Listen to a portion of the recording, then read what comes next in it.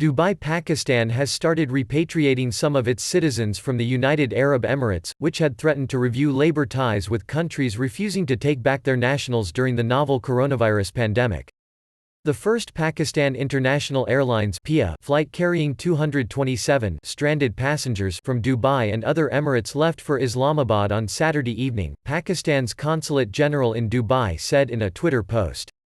It was not clear when other flights would depart. More than 40,000 Pakistanis in the Gulf Arab state have registered with the consulate to return home, two UAE newspapers reported. The UAE and other Gulf states have reported increased infections among low-income migrant workers who live in overcrowded quarters. Some have moved to rehouse them in shuttered schools or dedicated centers, and are trying to arrange flights to repatriate them. The UAE last week said it would review labor relations with states refusing to evacuate citizens, including those who have lost jobs or been put on leave, after the ambassadors of India and Pakistan said their countries were not yet ready to do so. PIA said on its website that it would not be able to provide services for inbound flights beyond Islamabad International Airport due to suspension of domestic flights and a lockdown in the country.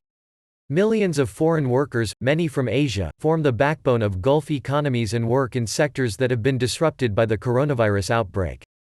The pandemic is also likely to disrupt the significant remittances those workers send back to their home countries. The total infection count in the 6 Gulf states has risen steadily to surpass 24,000 with more than 150 deaths despite containment measures such as halting passenger flights, curfews and in several cases locking down districts with large populations of low-income expatriate workers.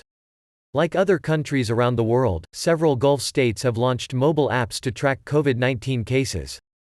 India agreed to send hydroxychloroquine tablets to the UAE to be used for treating patients with the COVID-19 disease caused by the virus, with a first shipment of 5.5 million pills, the embassy in New Delhi tweeted late on Saturday. D5N2BUOOT New Delhi has partially lifted a ban on exports of the anti-malarial drug, global sales of which have soared, especially after U.S. President Donald Trump touted it as a potential weapon against the coronavirus.